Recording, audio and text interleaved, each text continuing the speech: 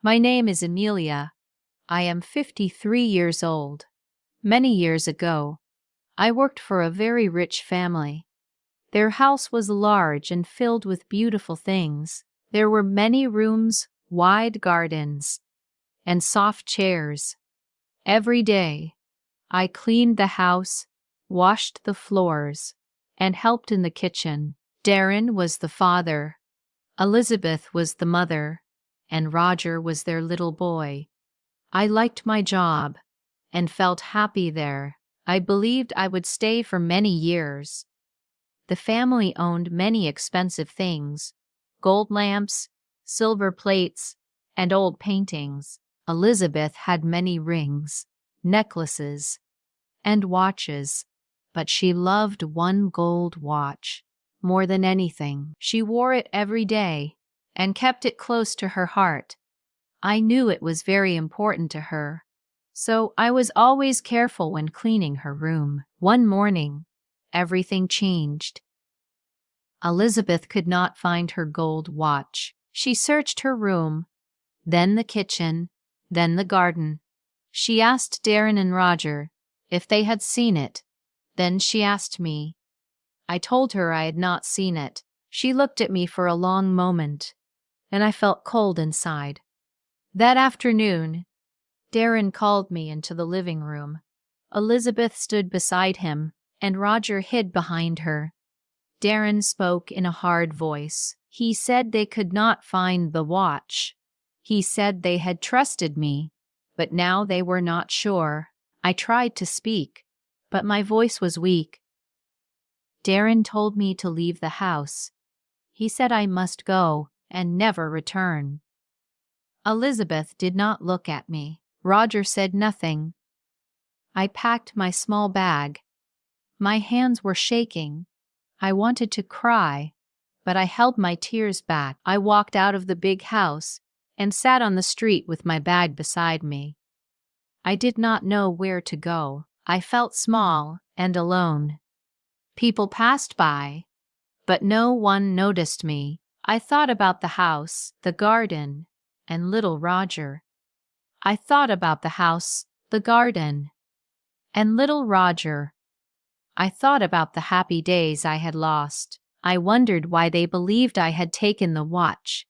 I had always been honest. I had cleaned their house as if it were my own. Yet they thought I was a thief. The sun went down slowly. I had no home and no family in the city. My bag held only a few clothes and some coins. I found a small bench near a park and tried to sleep. It was hard and cold. My mind was full of sad thoughts. The next morning, my back hurt from the bench. I used my last coins to buy a piece of bread at a small cafe. The woman at the counter looked at me with cold eyes. I spent the day searching for work. I asked many people if they needed help. Some said no, some ignored me. A man selling apples told me to move away. I walked until my legs felt heavy and weak. That evening I returned to the park and sat quietly. Suddenly I heard someone call my name. I looked up and saw Elizabeth running toward me. Her face was red, and she wore a long coat. In her hand she held something small and shining. It was the gold watch. They had found it. It had fallen behind a large chair in the living room.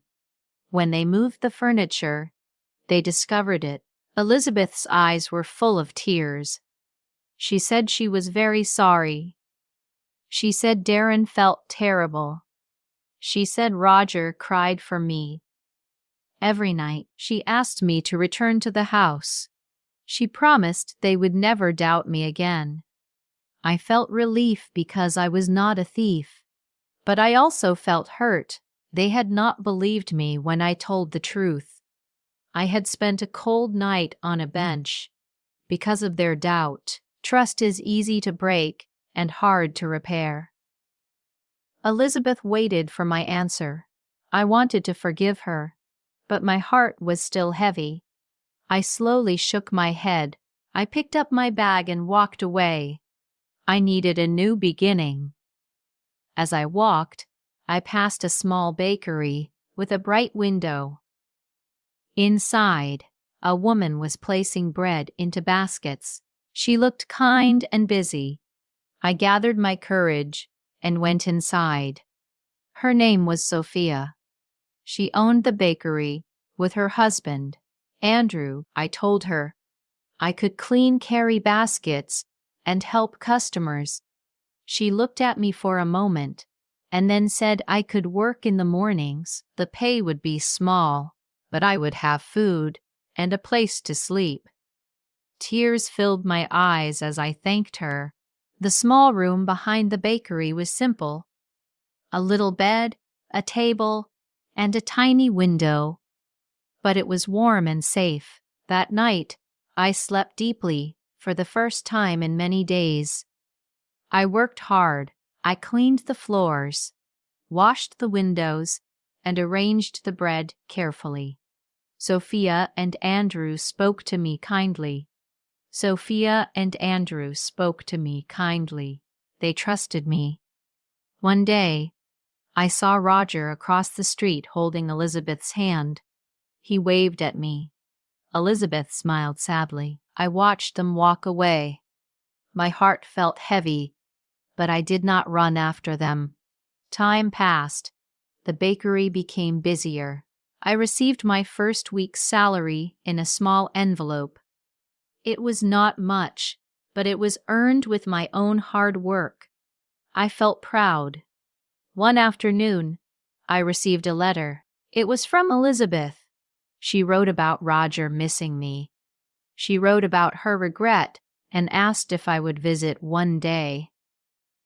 That night, I thought deeply. Sophia told me, "Follow your heart."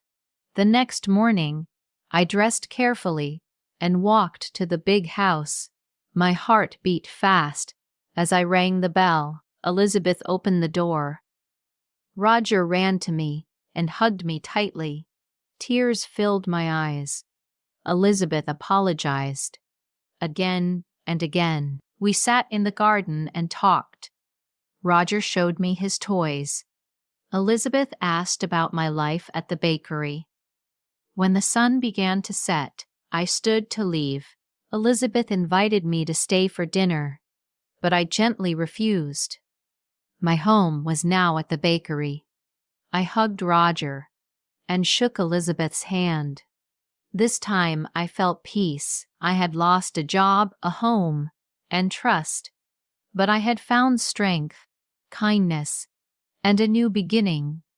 Sometimes, losing something helps us discover what truly matters.